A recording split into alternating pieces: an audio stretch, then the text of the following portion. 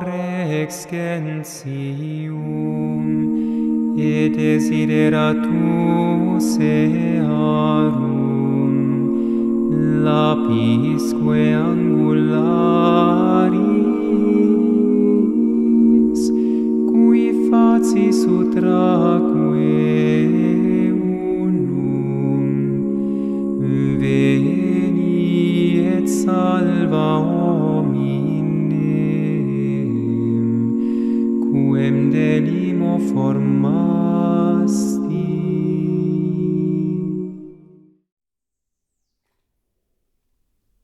Como catequizar os rudes, por Santo Agostinho. A tradução é de Domênico Schmidt, editora Centro Dom Bosco, canal Le Conde. Caros ouvintes, caso gostem do que aqui será lido, por favor, adquiram o livro. E caso gostem do meu trabalho, possam, devam e queiram auxiliá-lo, e se é possível via Pix, PayPal, Apoia-se, Vaquinha. Os links estão todos no descritivo. Centavos serão muito bem-vindos. Também é possível comprar livros que chegarão até mim pela lista de desejos da Amazon ou ainda tornando-se membro aqui do canal. Dê uma olhada nas possibilidades. Como eu disse, os links estão todos no descritivo desse e dos demais vídeos. E também eu peço para que, por favor, curtam, compartilhem, comentem, inscrevam-se no canal, caso já não tenham feito, pois tudo isso faz muita diferença em termos de engajamento. Obrigada a todos pela presença.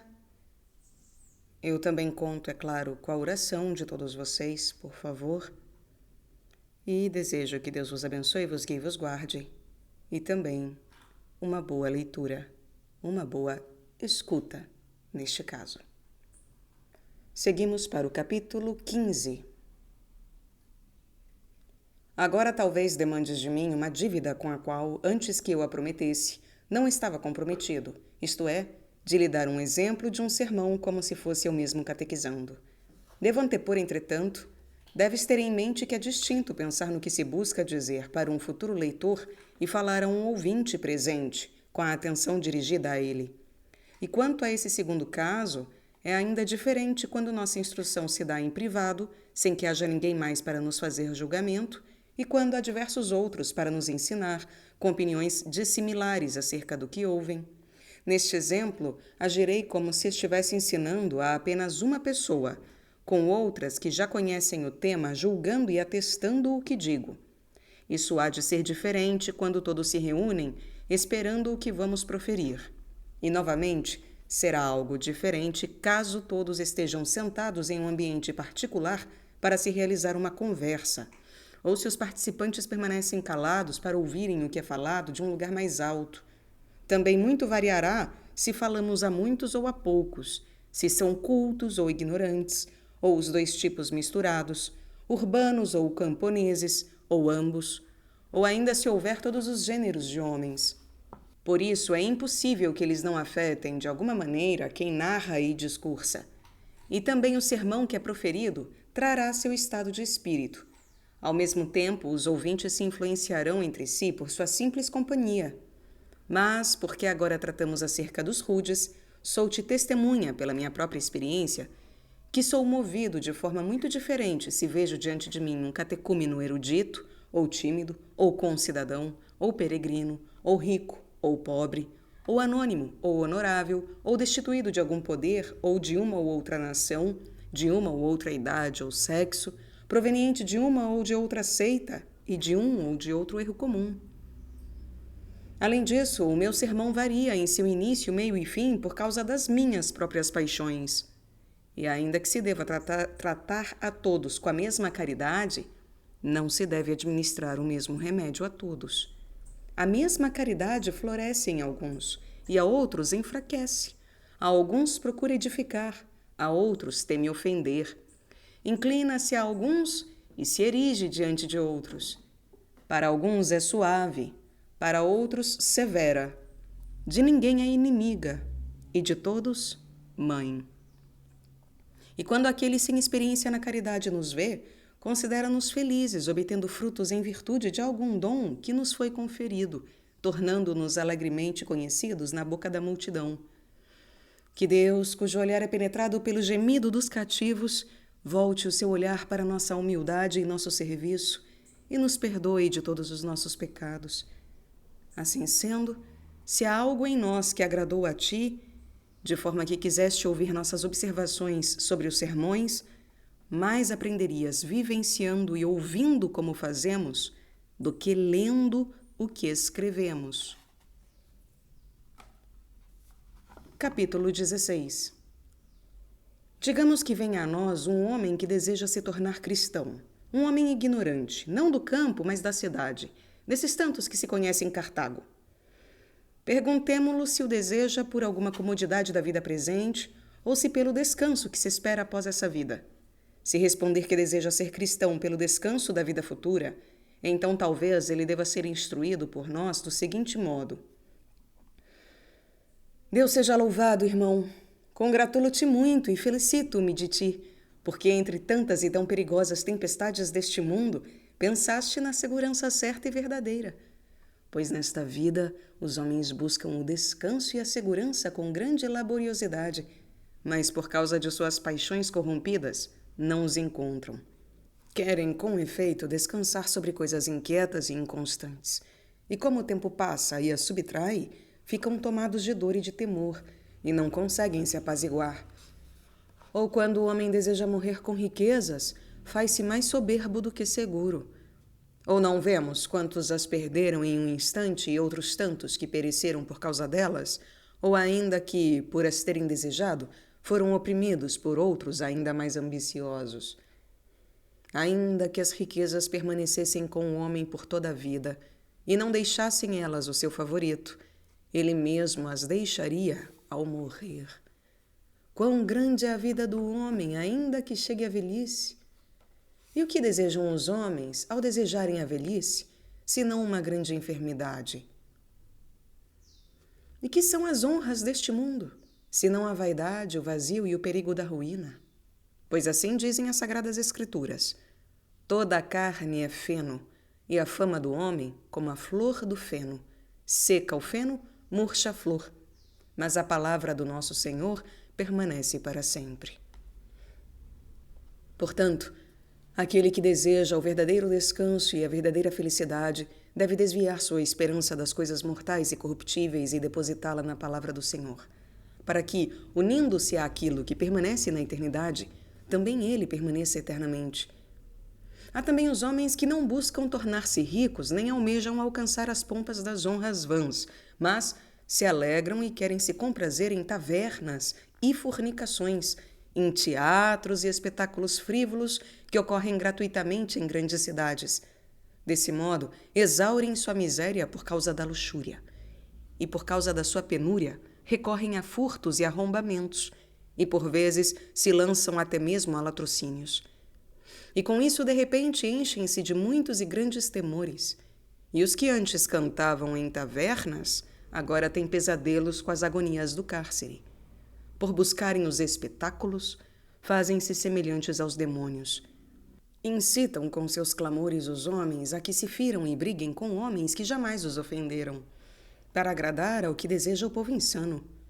Este, se nota que os desordeiros estão na verdade do mesmo lado, odeia-os e persegue-os, acusando-os de conluio para açoitá-los.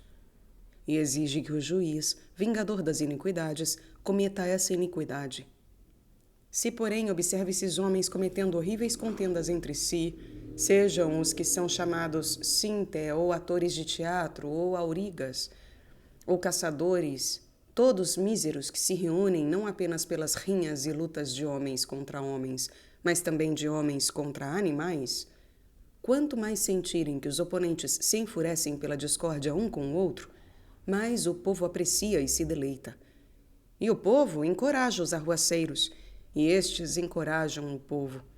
Os próprios espectadores enlouquecidos tomam o partido de um ou de outro e provocam aos insanos com sua insanidade, desejando ver os outros insanos.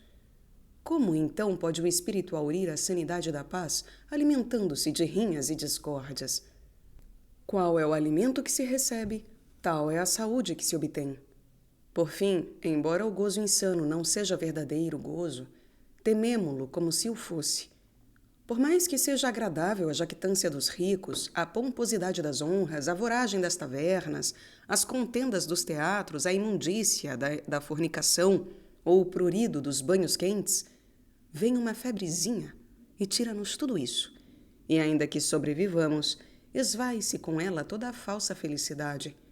Ficam, porém, o vazio e a consciência suja, a qual se verá diante de Deus como juiz, já que não o quis ter como protetor, e encontrará o Senhor áspero, já que desprezou seu desejo e amor de doce Pai. Tu, contudo, que buscas o verdadeiro repouso após esta vida, o qual é prometido aos cristãos, também o experimentarás ainda aqui, suave e agradável, apesar dos sofrimentos amaríssimos dessa vida, se continuares amando os mandamentos daquele que o prometeu. Por que não vieste unir-te à Igreja de Deus para tirar dela qualquer bem temporal? Logo sentirás serem mais doces os frutos da justiça que os da iniquidade, e sentirás que o homem mais verdadeira e alegremente gozará da boa consciência entre os sofrimentos do que da má entre as delícias. Capítulo 17. Há, porém, os que desejam se tornar cristãos pelos bens temporais, ou esperam merecer favores dos homens dos quais buscam comodidades, ou não querem ofender aos que temem. Mas esses são os réprobos. A Igreja tolera-os por algum tempo, como a eira suporta a palha até o momento da debulha. Se não se emendarem e não começarem a ser cristãos em vista do descanso sempiterno futuro, no fim serão separados.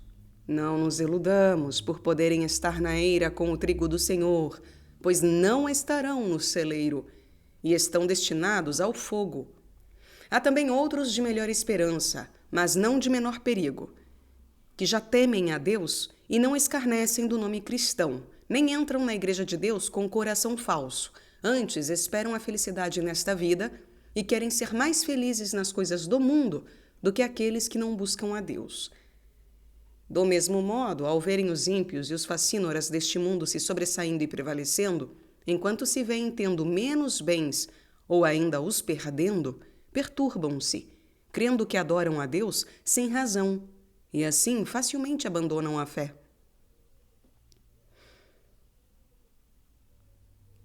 Há também outros, de melhor esperança, mas não de menor perigo, que já temem a Deus e não escarnecem do nome cristão, nem entram na Igreja de Deus com coração falso, mas esperam a felicidade nesta vida e querem ser mais felizes nas coisas do mundo do que aqueles que não buscam a Deus.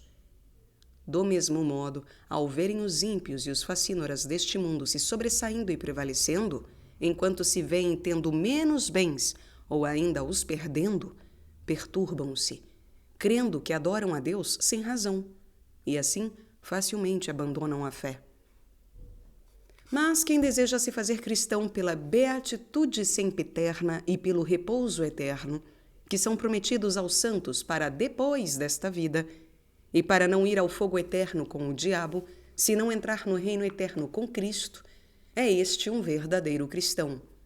Está atento contra toda tentação, a fim de que não prospere nas coisas que se corrompem e se quebram nas adversidades, e é modesto e temperado em meio à abundância dos bens terrenos, e forte e paciente em meio às tribulações. Seguirá caminhando na perfeição até ter um espírito tal que mais ame a Deus do que tema a geena, e ainda que Deus lhe dissesse: desfruta eternamente das delícias carnais e peca o quanto podes, porque não morrerás, nem serás enviado à geena, mas apenas não estarás comigo.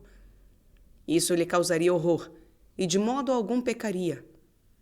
Já não para se deparar com aquilo que temia, mas para deste modo não ofender a quem ama, que é o único em quem se encontra o descanso que olho algum viu, nem ouvido algum ouviu, nem sobe ao coração dos homens, o qual Deus preparou aos que o amam. É desse descanso que fala a Escritura, e ela não omite que, ao início do mundo, quando Deus fez o céu, a terra e tudo o que neles há, levou nisso 6 dias, e ao 7º dia descansou. Poderia o Onipotente haver tudo criado num instante. E não se esforçou para que repousasse quando disse e tudo se fez, mandou e tudo foi criado.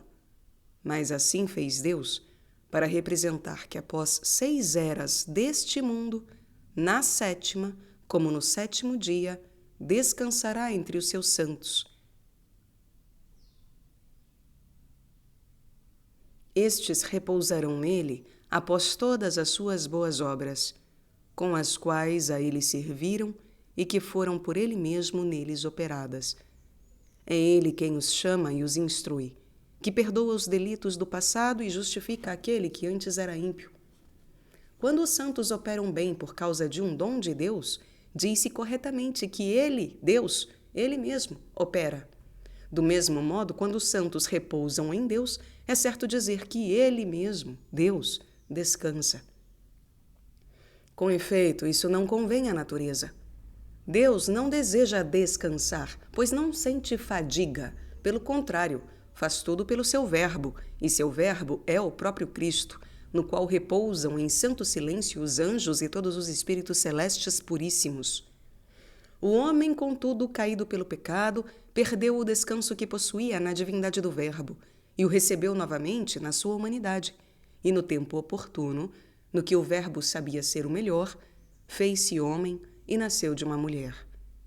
Evidente que não poderia ser contaminado pela carne, mas, pelo contrário, viria a purificá-la.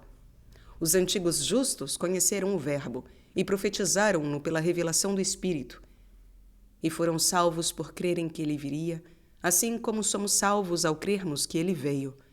Fê-lo para que amássemos a Deus, que nos ama de tal modo que enviou seu Filho unigênito, a fim de que, revestido da pequenez da nossa mortalidade, fosse morto pelos pecadores e para os pecadores. Desde os primórdios dos séculos, a grandeza desses mistérios não cessa de ser prefigurada e prenunciada. Capítulo 18. O Deus onipotente, bom, justo e misericordioso fez tudo o que é bom, seja grande ou pequeno, excelso ou ínfimo, seja tudo o que é visível, como são o céu, a terra e o mar, e no céu o sol, a lua e os astros, enquanto na terra e no mar as árvores, os frutos e cada animal segundo sua natureza, e todos os corpos, tanto celestes quanto terrestres, seja o que é invisível, como são os espíritos que animam e vivificam os corpos. E fez o homem à sua imagem, para que, assim como ele precede por sua onipotência a todas as criaturas, assim também o homem, por meio da sua inteligência e conhecendo e adorando o seu Criador, preceda a todos os seres terrestres. Deus fez ao homem também a mulher como sua auxiliar, não para a concupiscência carnal, dado que ainda não possuíam a corruptibilidade dos corpos antes da mortalidade os invadir como pena pelo pecado, mas para que o homem tivesse da mulher uma razão para a glória, guiando-a a Deus e guiando a si para imitá-lo em santidade e piedade. E ele próprio, seguindo a sabedoria de Deus, seria a glória de Deus. Deus os constituiu num lugar de beatitude perpétua, que as Escrituras chamam paraíso. Deu-lhes um mandamento, e, se não fosse transgredido, eles permaneceriam eternamente naquela beatitude da imortalidade. Porém, se o transgredissem, padeceriam os tormentos da mortalidade. Previra Deus que o transgrediriam, mas por ser ele o autor e criador de todo o bem, fez além deles também todas as bestas para que o mundo se enchesse de bens terrenos. Certamente o homem, ainda que pecador, é melhor do que os animais. Esse mandamento, que não viria a ser obedecido, Deus instituiu-o mesmo assim, para que fossem inexcusáveis quando começasse a se vingar deles. Em qualquer coisa que o homem faça, vê ele que Deus é digno de louvor por todos os seus atos. Se age retamente, encontra-o digno de louvor pela justiça de suas recompensas. Se peca, encontra-o digno de louvor pela justiça de seus suplícios. Se confessa e se emenda à vida de seus pecados, encontra-o digno de louvor pela misericórdia das indulgências. Por que, então, não faria Deus o homem, ainda que previsse que ele pecaria, se coroa o que suporta, ordena o que cai e ajuda o que se ergue, sempre e em toda parte sendo glorioso em sua bondade, justiça e clemência. Acima de tudo, por que não agiria Deus assim, se também previra que dessa raça de mortais viriam seus futuros santos, que não buscariam o seu próprio bem, antes dariam glória a seu Criador, e que, adorando-o, seriam libertos de toda corrupção, merecendo viver com os santos anjos na beatitude? Deus deu também ao homem o livre-arbítrio, para que não o adorasse por obrigação servil, mas por uma vontade livre. E deu-o também aos anjos. E até mesmo o anjo, que com outros espíritos cúmplices faltou com a obediência a Deus devido à soberba, fazendo-se o diabo, de modo algum prejudicou a Deus, mas a si mesmo. E até mesmo o anjo, que com outros espíritos cúmplices faltou com a obediência a Deus devido à soberba, fazendo-se o diabo, de modo algum, de nenhum jeito prejudicou a Deus, mas somente a si mesmo. Deus sabe, com efeito, reordenar as almas que o abandonaram e elevar suas criaturas inferiores da miséria da carne, com a dispensação convenientíssima e justíssima das suas leis admiráveis. Por esta razão, nem o diabo lesa a Deus, senão que ele mesmo caiu e seduziu o homem para a morte, e nem o próprio homem diminui, de algum modo, a verdade, o poder e a santidade de seu Criador, por se haver unido ao diabo e ter sido seduzido a fazer, com o assentimento da vontade, aquilo que Deus proibira. Todos os condenados o são pelas justíssimas leis de Deus, pela satisfação por justiça ao Deus glorioso, e eles próprios são ignominiosos pelo horror de suas penas. Assim, o homem, afastado de seu Criador, é derrotado e subjugado pelo demônio, e retornando ao Criador, deve ter o diabo como seu inimigo. Pois todo o que anuir ao diabo até o fim, com ele irá para o suplício eterno. Porém, todos os que se humilharem diante de Deus e por sua graça vencerem o diabo, merecerão a recompensa eterna. Capítulo 19. Também não nos deve espantar que tantos se alinhem ao diabo e tão poucos sigam a Deus, pois há trigo em muito menor número se comparado com a palha. Mas assim como o agricultor sabe o que fazer de seu enorme estoque de palha, assim também nada é a multidão de pecadores para Deus, pois ele sabe o que fazer deles, administrando seu reino para que nenhuma parte seja abalado e corrompido. Nem se deve julgar que o diabo seja vencedor por ter trazido a si tantos homens e por ter sido vencido por poucos, pois duas são as cidades a que somos conduzidos desde o início do gênero humano até o fim dos tempos. Uma, a dos iníquos, e a outra, a dos bem-aventurados. No momento, seus corpos se misturam, mas suas vontades são distintas, e no dia do juízo elas também serão separadas corporalmente. Todos os homens amantes da soberba e do poder mundano, com vão orgulho e pompa de arrogância, e todos os espíritos que amam tais coisas e buscam a própria glória com a sujeição dos homens, estão unidos em uma única sociedade.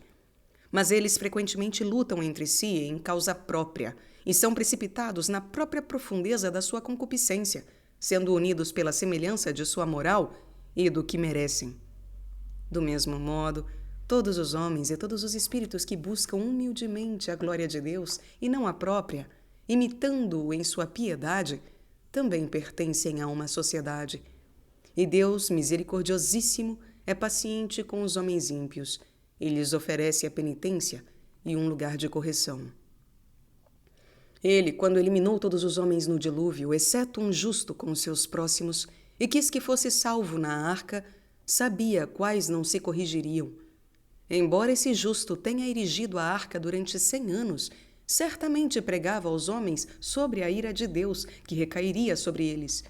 Se tivessem se convertido a Deus, seriam perdoados, como ele perdoou mais tarde a cidade de Nínive, pelos que fizeram penitência depois que o profeta anunciou sua futura ruína. Assim age Deus, dando tempo de penitência aos que sabe que perseverarão na maldade, a fim de exercitar a nossa paciência e dar-nos o exemplo. E também para que saibamos o quanto nos convém suportar os maus com tolerância, pois ignoramos o que será deles no futuro. Porquanto ele, a quem nada das coisas futuras é obscuro, poupa-os e os permite viver.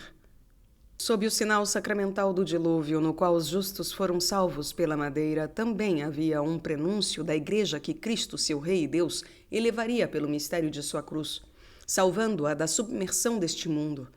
Tampouco ignorava Deus que dos salvos na arca nasceriam homens maus, os quais tornariam a face da terra novamente repleta de iniquidades.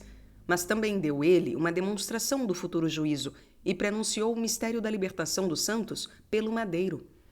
Depois do dilúvio, não cessou de se disseminar a malícia por meio da soberba, da libidinosidade e da impiedade ilícita, pois os homens, abandonando seu Criador, não apenas decaíram a criação feita por Deus, adorando o que ele fez como se fosse o próprio Deus, como também curvaram suas almas às obras das mãos dos homens e os artifícios da engenhosidade. E com isso, o diabo e os demônios puderam triunfar mais torpemente sobre eles, pois se alegram em ser adorados e venerados por meio dessas imagens, alimentando os próprios erros com os erros dos homens. Nem por isso faltaram os justos que adoravam a Deus piedosamente e venceram a soberba do diabo, e foram eles os cidadãos daquela cidade santa, curados pela humildade que viria de seu Rei, o Cristo, e que seria revelada pelo Espírito Santo. Entre eles seria escolhido o pio e fiel Abraão, a quem se mostraria uma figura do Filho de Deus, para que, pela imitação de sua fé, todos os fiéis de todos os povos viessem a ser chamados seus filhos. Dele nasceu o povo que adorava o único e verdadeiro Deus, que fez o céu e a terra, enquanto os outros povos serviam a estátuas e a demônios. Nesse povo certamente está demonstrado muito mais evidentemente a futura igreja. Havia ali, pois, uma multidão carnal, que adorava a Deus por causa de benefícios visíveis.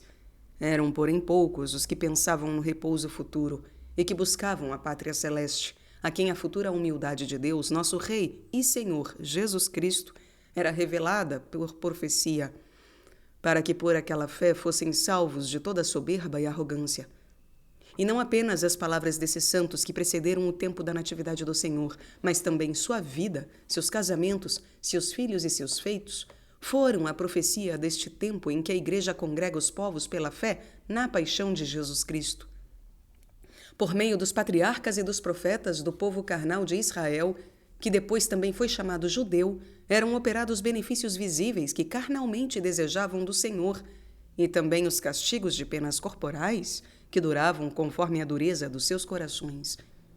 Todas essas coisas representavam os mistérios espirituais que viriam a pertencer a Cristo e à Igreja. Esses santos já eram membros de sua igreja, embora tenham estado nesta vida antes que Cristo nascesse segundo a carne. Ele é com efeito o Filho unigênito de Deus, o Verbo do Pai, igual e coeterno ao Pai, por quem foram feitas todas as coisas, e se fez homem por nós, para ser de toda a igreja o que a cabeça é para todo o corpo. Assim como o homem que ao nascer mostra primeiro a mão, e esta está sob a cabeça e com ela unida e coesa com todo o corpo, como alguns desses patriarcas, em sinal dessas coisas, nasceram a partir da mão, assim também todos os santos que estiveram no mundo antes da natividade de nosso Senhor Jesus Cristo, embora tendo nascido antes dele, estão unidos sob a cabeça com todo esse corpo que tem Cristo por cabeça. Capítulo 20. Esse povo, levado ao Egito, serviu a um rei duríssimo, e tendo padecido de trabalhos pesadíssimos, rogou a Deus por um libertador. Foi-lhes enviado um homem de seu próprio povo, o santo servo de Deus Moisés, que pela virtude de Deus atemorizou aquele povo ímpio do Egito com grandes prodígios. De lá conduziu o povo de Deus pelo Mar Vermelho, cujas águas, separando-se, abriram caminho aos peregrinos. Entretanto, retornaram a seu lugar e submergiram os egípcios que os perseguiam sob as ondas.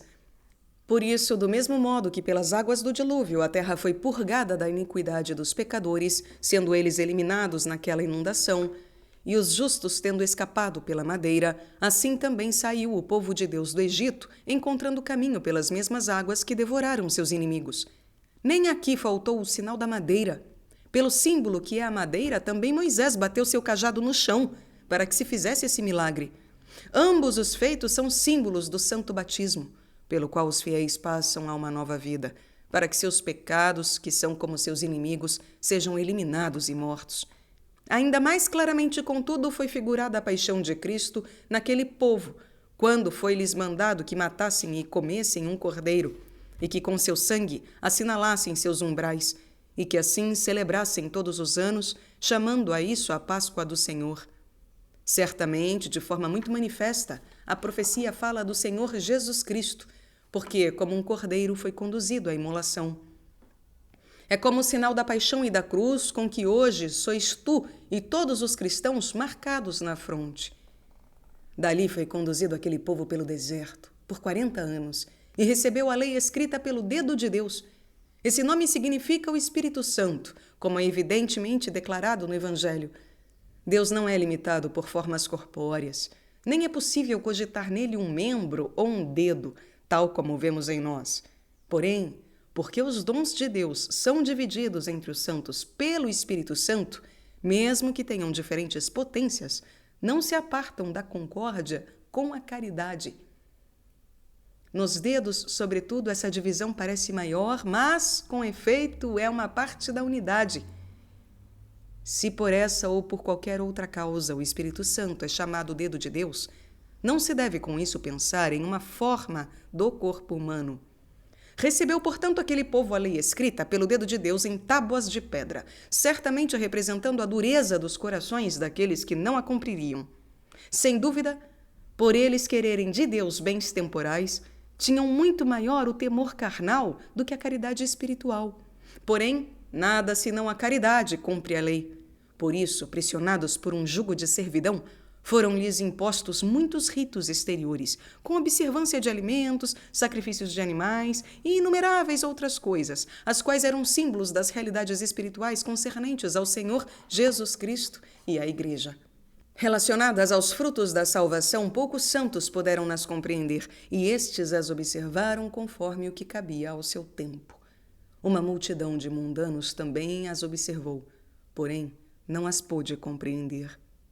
De certo, por meio de muitos e variados sinais sobre as coisas futuras, que são muito extensas para serem relembradas e que vemos se cumprirem na Igreja, foi conduzido aquele povo à terra prometida, onde reinaria temporal e carnalmente conforme o seu desejo.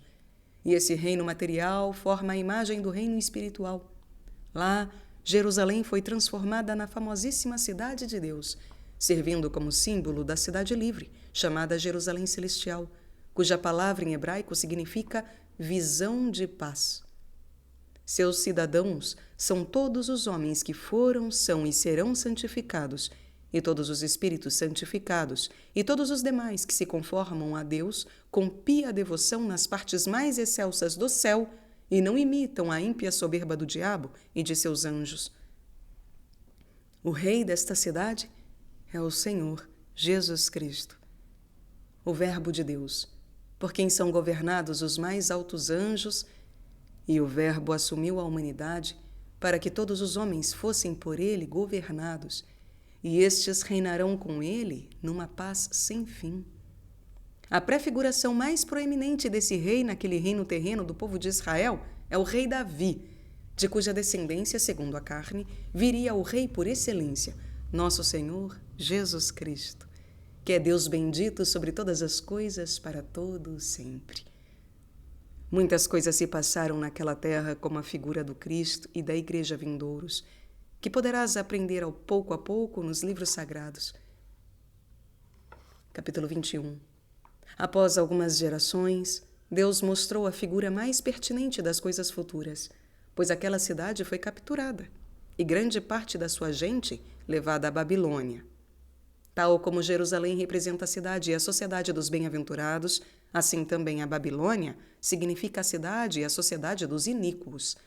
Seu nome é interpretado como confusão. Já disséramos dessas duas cidades que desde o início até o fim dos tempos permanecerão misturadas e separar-se-ão no juízo final. A cidade de Jerusalém, cativa, foi conduzida à Babilônia para servi-la por ordem do Senhor por meio de Jeremias, o profeta daquele tempo. Havia reis na Babilônia, aos quais os israelitas serviam. Comovidos pelos milagres realizados entre eles, esses reis conheceram e adoraram ao Deus único e verdadeiro, que fez todas as criaturas e mandaram que fosse adorado. Ordenou seus cativos que rezassem por aqueles que os detinham e que esperassem em sua paz a paz, para que gerassem filhos, edificassem casas e plantassem jardins e vinhas. Foi-lhes prometido que, após 70 anos, seriam libertados do cativeiro. Todas essas coisas designavam a figura da Igreja de Cristo em todos os seus santos, que são os cidadãos da Jerusalém Celeste, porque ela seria serva dos reis deste mundo. Diz também a doutrina apostólica com efeito que todas as almas estejam sujeitas às autoridades superiores e que se pague tudo a todos, o tributo a quem se deve o tributo, o imposto a quem se deve o imposto, e tudo mais que se deva pelas constituições dos poderes humanos, salvo o culto ao nosso Deus. O próprio Senhor, para nos dar o exemplo dessa sã doutrina, tendo assumido a humanidade, não deixou de entregar o tributo. Mandou também aos servos cristãos que fossem bons e fiéis a seus senhores temporais, servindo-os equânime e fielmente, pois estes serão julgados se permanecerem iníquos até o fim, ou reinarão junto aos seus servos, se converterem ao verdadeiro Deus. Todos são ordenados a servir aos poderes humanos e terrenos até que acabe o tempo determinado, representado pelos 70 anos, quando a Igreja for libertada da confusão deste século, como foi libertada Jerusalém da Babilônia.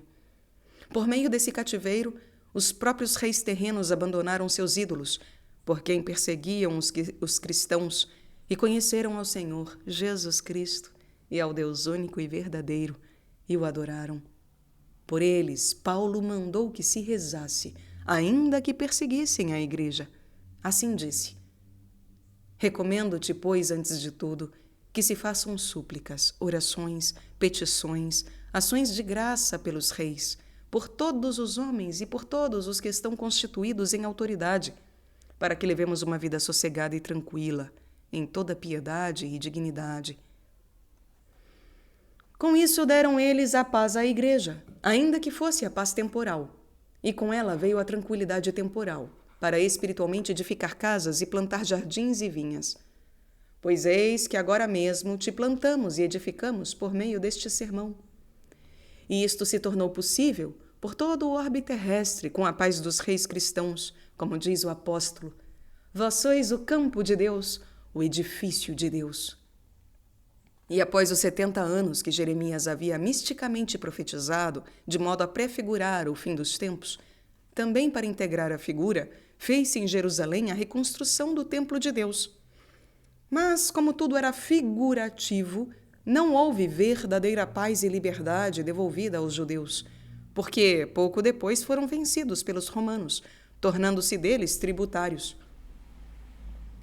Desde o tempo em que receberam a terra prometida, começaram eles a ter reis. E para que não pensassem que em algum de seus reis se cumpriria o que lhes prometia o Cristo libertador, profetizou-se claramente por meio de muitas profecias sobre o Cristo, não apenas pelo próprio Davi no livro dos Salmos, mas também por diversos outros grandes e santos profetas, até o tempo do cativeiro na Babilônia. E no próprio cativeiro houve profetas que profetizaram sobre a vinda do libertador de todos, o Senhor Jesus Cristo. Depois de decorridos os 70 anos, com o templo restaurado, tantos padecimentos e calamidades sofreram os judeus nas mãos dos gentios para entenderem que ainda não tinha vindo o libertador, que não compreendiam de forma espiritual, mas carnalmente, como desejavam.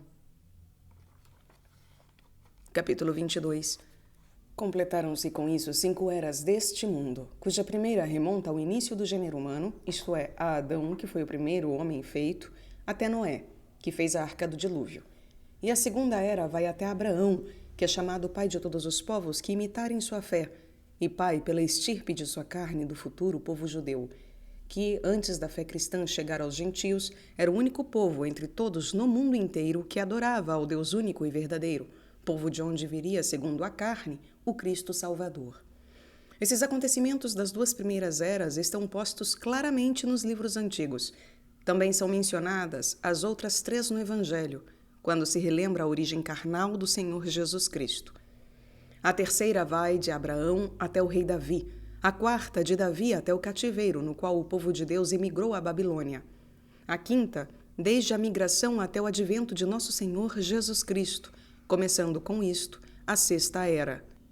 Com ela, a graça espiritual conhecida por poucos patriarcas e profetas até então manifestou-se a todos os povos, para que não adorassem a Deus em troca de presentes, nem o servissem por dons materiais e pela felicidade nesta vida, mas somente pela vida eterna, na qual fruiriam do próprio Deus por eles desejado. Nessa sexta era, o espírito humano foi renovado à imagem de Deus, assim como ao sexto dia o homem foi feito à imagem dele. A partir de então a lei se completou, já que tudo o que fora mandado se cumpriu, não pelo desejo das coisas temporais, mas por amor àquele que prescreveu. Quem, com efeito, não corresponderá afetuosamente ao amor justíssimo e misericordiosíssimo de Deus, que primeiro amou os homens injustíssimos e soberbíssimos, por quem amou seu Filho único, pelo qual fez todas as coisas e que, sem mudar sua natureza, mas assumindo a humana, se fez homem, e não apenas viveu com os homens, como também por eles e por causa deles foi morto.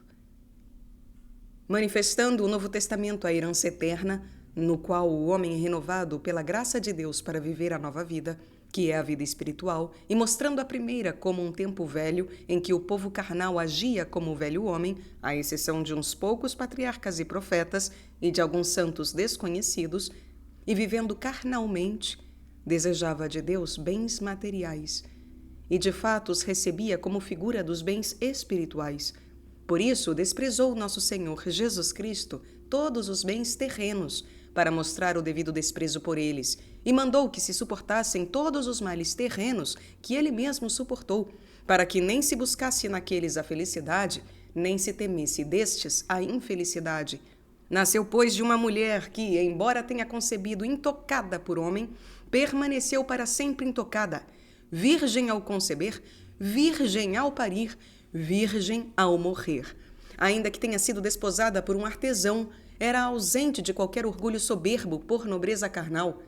Nasceu na cidade de Belém, que entre todas as da Judéia era a mais insignificante, tanto que é ainda hoje chamada de vila, pois não queria receber a glória a partir de nenhuma grande cidade terrena. Também se fez pobre aquele a quem tudo pertence e por quem tudo foi criado, a fim de que ninguém que cresce nele ousasse se enaltecer pelas riquezas terrenas.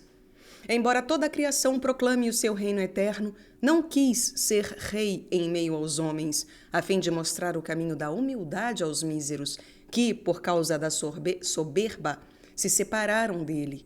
E teve fome aquele que a todos alimentou, teve sede aquele por quem tudo de beber foi criado, e que é pão e fonte espiritual dos que têm fome e sede. Fatigou-se no caminho terreno aquele que se nos fez caminho para o céu. Calou-se e ensurdeceu diante de seus acusadores, aquele por quem o mudo falou e o surdo ouviu. Foi acorrentado aquele que nos livrou das correntes das enfermidades. Foi flagelado aquele que expeliu dos corpos dos homens os flagelos de todas as dores. Foi crucificado aquele que deu fim aos nossos suplícios. Foi morto aquele que levantou os mortos, mas ressuscitou para nunca mais morrer, para que assim ninguém mais desdenhasse da morte, como se não tivesse de viver novamente. Capítulo 23. Então, confirmando seus discípulos na fé, esteve com eles durante 40 dias, e ao olhar deles, ascendeu ao céu. Completados 50 dias da ressurreição, enviou-lhes o Espírito Santo, que prometido, por quem foi infundida a caridade em seus corações, para que não apenas sem óbice, mas com alegria, pudessem cumprir a lei. Essa lei foi dada aos judeus sob a forma de 10 mandamentos, o que chamamos decálogo, e que se resumem em 2: que amemos a Deus com todo o coração, com toda a alma, com todo o espírito, e que amemos o próximo como a nós mesmos. Pois nesses 2 mandamentos estão toda a lei e os profetas, como disse o próprio Senhor no Evangelho, e manifestou com seu exemplo. O povo de Israel, na prefiguração da primeira Páscoa, celebrou-a matando e comendo o cordeiro cujo sangue foi colocado sobre os umbrais de suas casas, para que salvassem suas vidas. E completados 50 dias, receberam a lei escrita pelo dedo de Deus, o que já dissemos representar o Espírito Santo. Assim também, após a paixão e ressurreição do Senhor, que é a verdadeira Páscoa, foi enviado ao 50º dia o Espírito Santo. E com isso as tábuas de pedra já não mais significavam os corações duros. E estando todos congregados num só lugar, na mesma Jerusalém, fez-se de súbito um estrondo no céu, como se soprasse um vento vigoroso. E viram-se neles línguas fendidas, como se fossem de fogo, e começaram a falar em línguas, de modo que todos que estavam presentes entendiam em suas próprias línguas. Naquela cidade, juntavam-se judeus de todo o mundo que se encontravam dispersos e falavam as diversas línguas dos gentios. Em seguida, pregaram Cristo com total confiança e, sob seu nome, realizaram muitos milagres, de modo que até um morto, quando tocado pela sombra de Pedro, que caminhava, ressuscitou. Porém, embora os judeus vissem tantos milagres sendo feitos em nome daquele que, parte por inveja, parte por erro, haviam crucificado, alguns foram incitados a perseguir os apóstolos que o pregavam, enquanto outros, pelo contrário, admiravam-se ainda mais desta situação, que em nome daquele que haviam oprimido e escarnecido, faziam-se tantos milagres. E arrependendo-se, foram convertidos, e creram em Cristo milhares de judeus.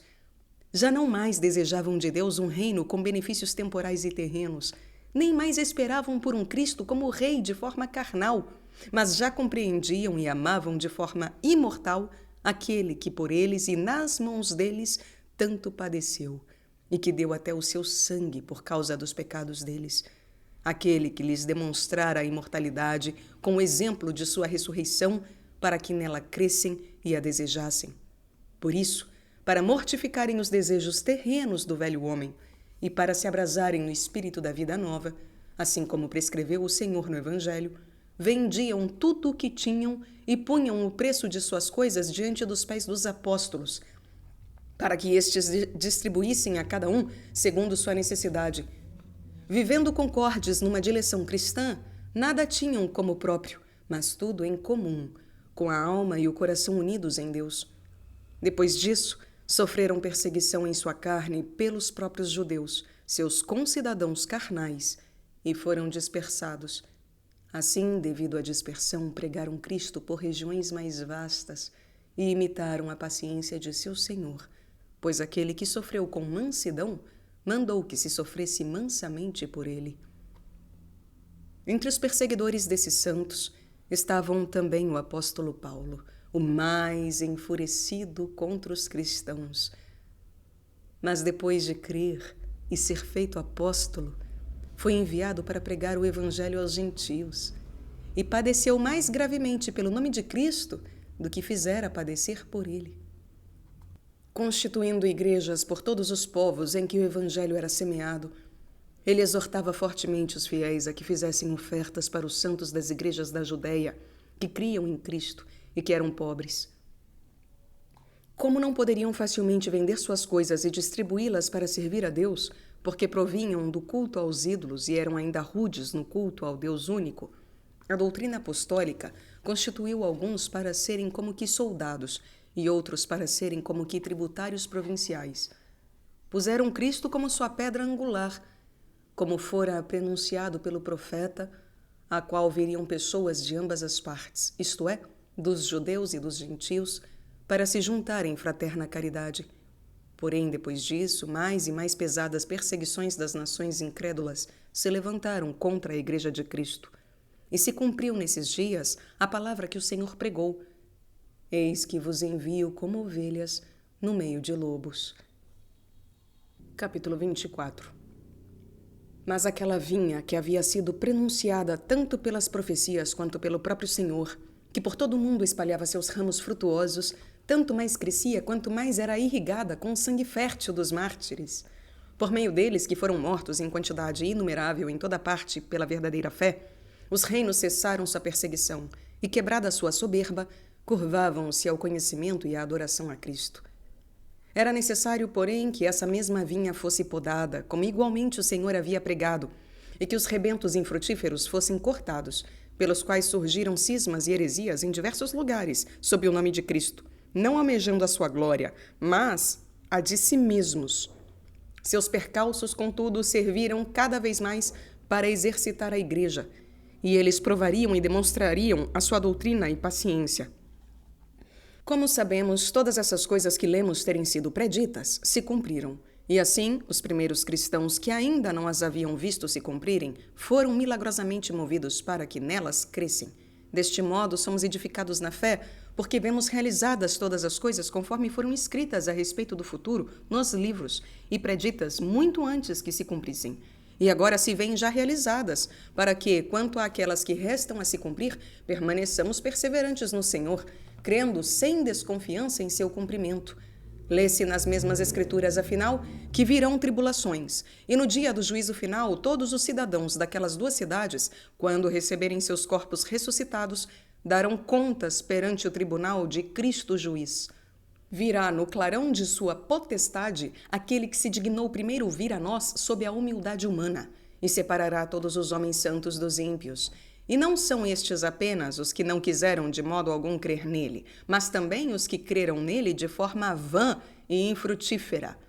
A aqueles ele dará consigo o reino eterno. A estes, porém, dará a pena eterna com o diabo.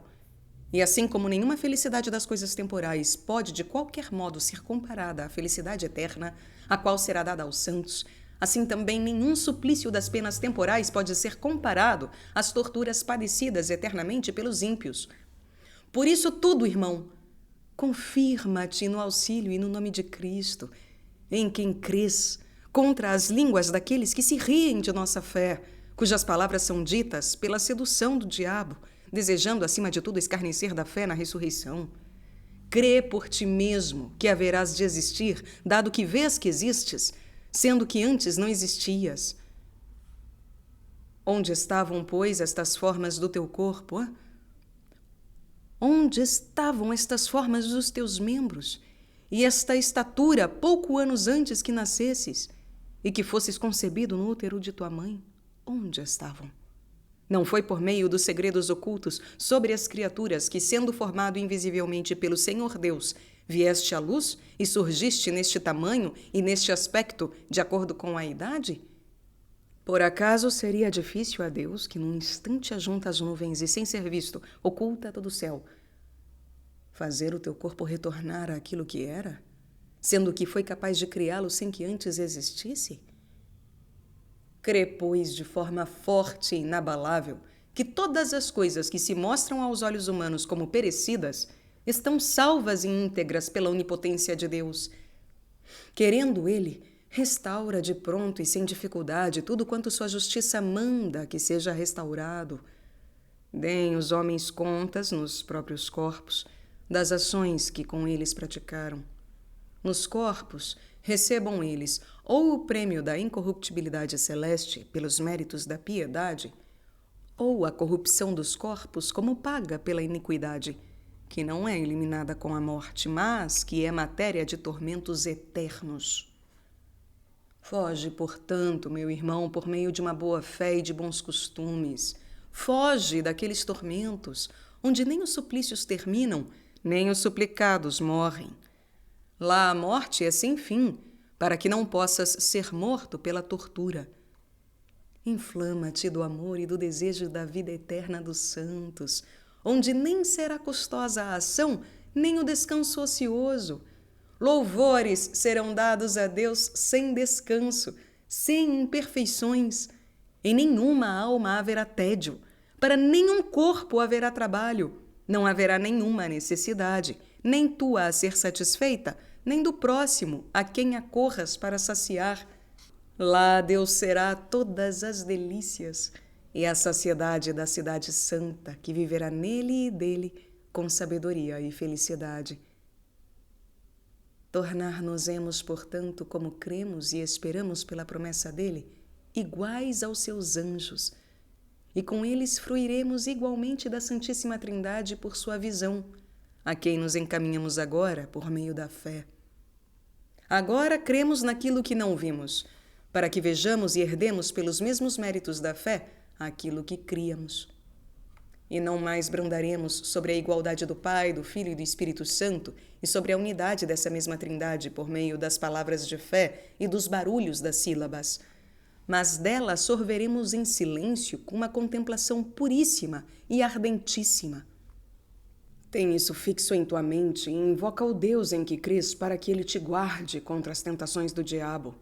E sê atento para que não se insinue para ti aquele inimigo que, como um conforto malevolentíssimo da sua danação, procura achar companheiros para serem com ele condenados.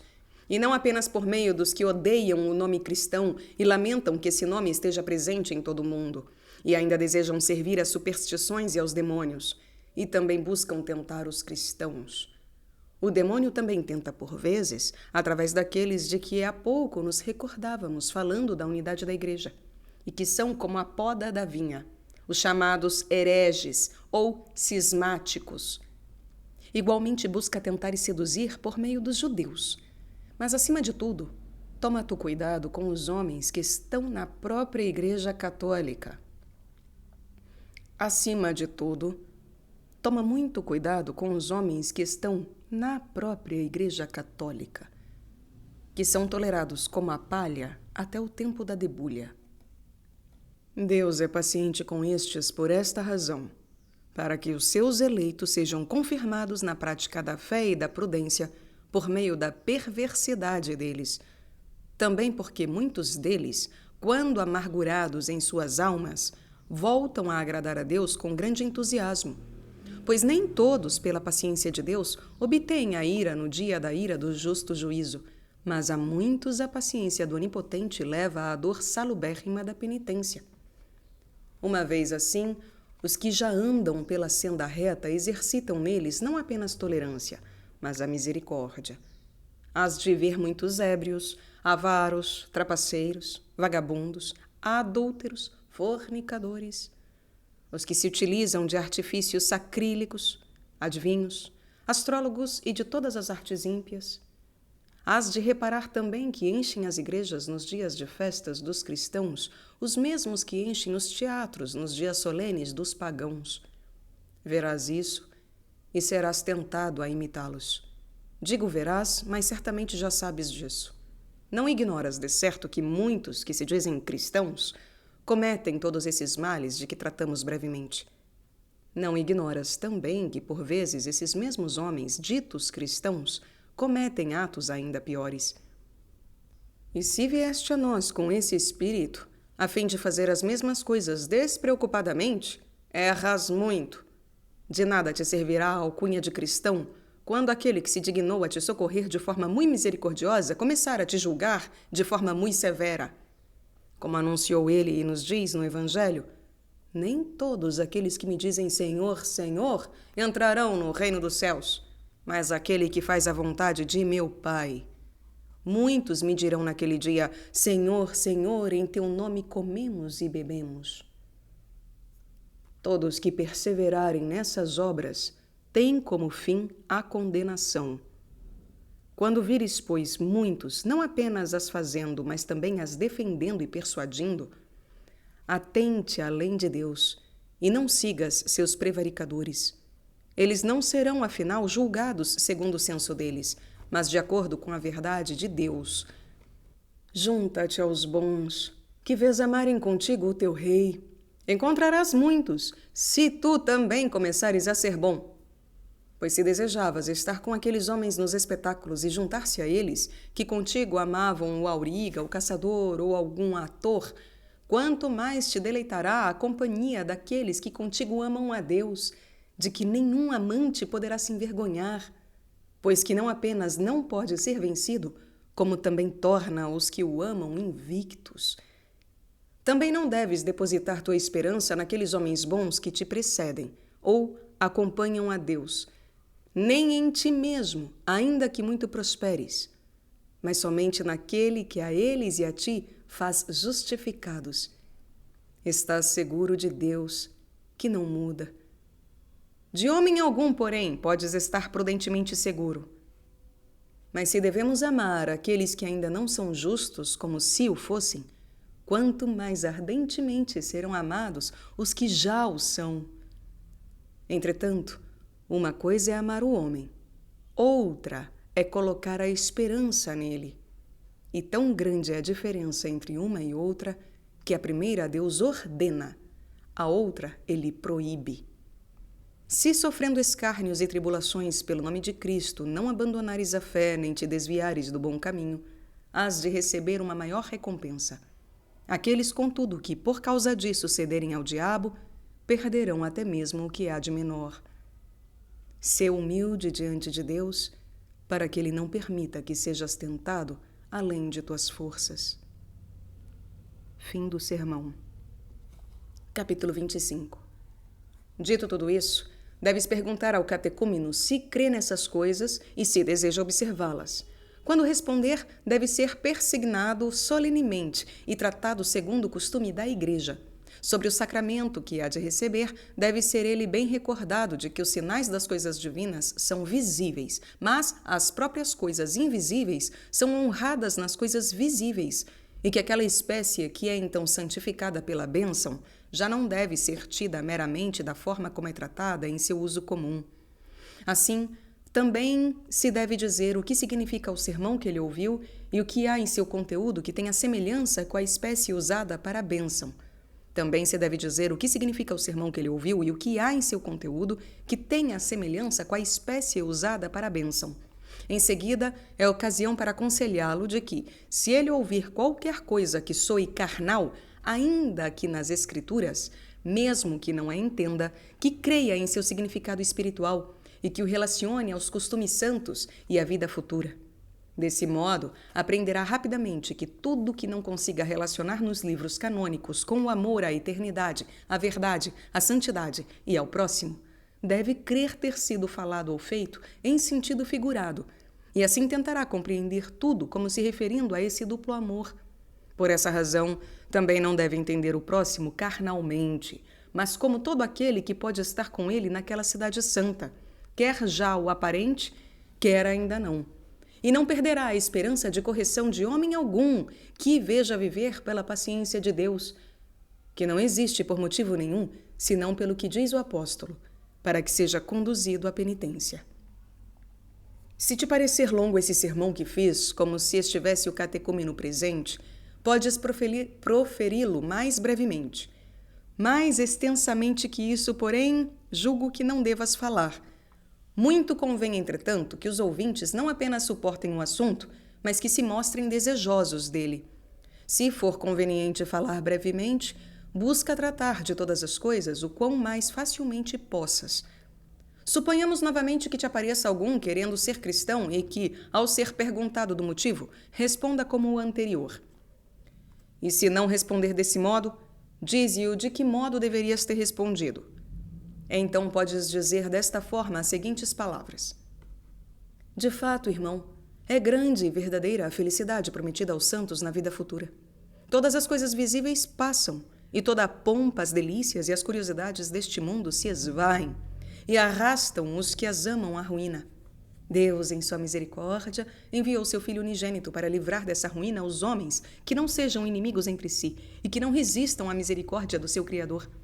Esse Filho é o Verbo do Pai, igual a Ele mesmo, por quem criou todas as coisas.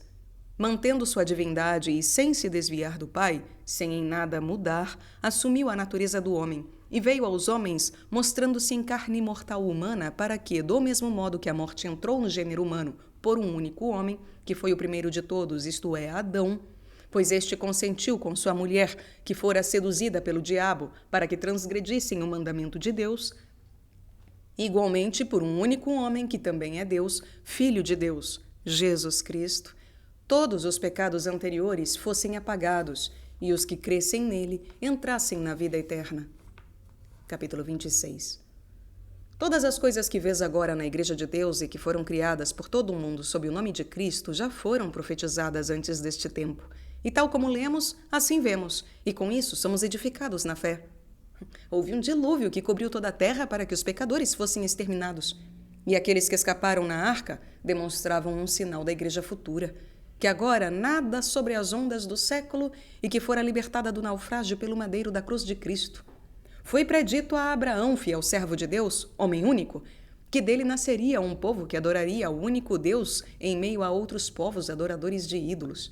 E todas as coisas preditas a esse povo aconteceram, conforme o que fora predito. Também houve profecias naquele povo a respeito de Cristo, Rei e Deus de todos os santos, que viria da estirpe desse mesmo Abraão segundo a carne que assumiu, o que se realizou para que também se tornassem filhos de Abraão, todos os que imitassem sua fé. E assim aconteceu. Nasceu Cristo da Virgem Maria, que pertencia àquele povo. Foi predito pelos profetas que padeceria na cruz, nas mãos desse mesmo povo judeu de onde provinha segundo a carne, e assim aconteceu. Foi predito que ressuscitaria e ressuscitou, e conforme o que foi predito pelos profetas, subiu ao céu e enviou aos seus discípulos o Espírito Santo.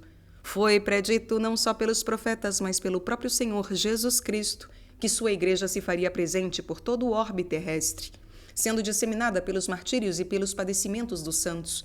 E foi predito isso quando o seu nome era ignorado entre os povos e ridicularizado onde se tinha dele conhecimento. E em virtude de seus milagres, sejam os feitos pelo próprio Cristo, sejam os feitos por meio de seus servos, enquanto se anunciam e se acreditam nessas coisas, vemos agora cumprindo-se aquilo que fora predito. E os próprios reis deste mundo, que antes perseguiam os cristãos, agora estão sujeitos ao nome de Cristo. Também foi predito que sairiam cismáticos e hereges da sua igreja e buscariam onde pudessem dar glória para si e não para Cristo. E isso se cumpriu. E quanto às predições que restam, por acaso não se cumprirão? É evidente que assim como o que fora predito se cumpriu, assim se cumprirá o restante. Virão tribulações de todo tipo aos justos e o dia do juízo, que separará os ímpios dos santos na ressurreição dos mortos. E não apenas os que estão fora da igreja, mas também as próprias palhas da igreja, que convém sejam toleradas pacientemente até a debulha final, e então serão separadas ao fogo que lhes é devido. Os que se riem, portanto, da ressurreição, julgando que esta carne que apodrece não pode ressurgir, nela ressuscitarão para os tormentos. Mostrar-lhes a Deus que, assim como pôde criar tais corpos antes que existissem, pode, num instante, restituí-los conforme eram antes. Todos os fiéis reinarão com Cristo e, por isso, ressurgirão nos mesmos corpos para também receberem como prêmio a incorruptibilidade angélica. E far-se-ão iguais aos anjos de Deus, como o próprio Senhor prometera. Louvá-lo-ão sem imperfeição e sem cansaço, vivendo para sempre dele e nele, com gáudio e beatitudes tais que o homem não é capaz nem de pensar, nem de dizer. Tu, portanto, crendo nessas coisas, acautela-te das tentações, pois o diabo quer que pereças com ele, para que não te seduza o inimigo, não apenas por aqueles que estão fora da igreja, como os pagãos, os judeus, os hereges, mas também pelos que tu vires de má vida dentro da própria Igreja Católica, sendo imoderados nos prazeres do ventre e da boca, ou impudicos, ou dados às curiosidades vãs e ilícitas, seja pelos espetáculos, seja pelos remédios e adivinhações diabólicas, seja pela pompa e pelo orgulho da avareza e da soberba, seja em qualquer outro tipo de vida que a lei condena e pune. Não os imites. Em vez disso, junta-te aos bons, que são fáceis de achar, se tu também fores bom, para que juntos adoreis e ameis a Deus gratuitamente. E todo o nosso prêmio será Ele mesmo, Deus, a fim de que gozemos na vida eterna de sua beleza e bondade. Ele não deve, entretanto, ser amado da forma como os olhos veem, mas como se ama a sabedoria, a verdade, a santidade, a justiça e a caridade, e o que mais assim for. E não como essas coisas se encontram nos homens, senão da forma como estão na própria fonte da incorruptibilidade e da sabedoria imutável. Junta-te a todos que vires amarem essas coisas para que, por meio de Cristo, que foi feito o homem para que fosse mediador entre Deus e os homens, te reconcilies com Deus. Os homens perversos, porém, embora adentrem as paredes da igreja, não julgues com isso que entrarão no reino dos céus, pois a seu tempo serão separados, se não se emendarem para melhor. Imita, portanto, os homens bons, tolera os maus e ama a todos, pois não sabes o que será amanhã daquele que hoje é mau. Não ames sua injustiça, mas a eles mesmos, para que se apossem da justiça, que não nos é mandada apenas pelo amor de Deus, mas também pelo amor ao próximo, os 2 mandamentos em que se resumem toda a lei e os profetas. Só cumpre a lei aquele que recebeu o dom do Espírito Santo, que é em absoluto igual ao Pai e ao Filho. Pois Deus é essa mesma Trindade, e nele deve ser colocada toda a esperança, e não no homem, seja ele como for. Com efeito, uma coisa é aquele por quem somos justificados, outra coisa são aqueles com quem somos justificados. O diabo tenta-nos não apenas pelos desejos, mas também pelo horror aos escárnios, às dores e à própria morte. Ao homem que sofrer pelo nome de Cristo e pela esperança da vida eterna e suportar firmemente, será dado um prêmio maior. Se anuir ao diabo, com ele será condenado. Mas as obras de misericórdia lhe são impetradas com pia humildade pelo Senhor, de modo que ele, Deus, não permite que seus servos sejam tentados mais do que consigam suportar.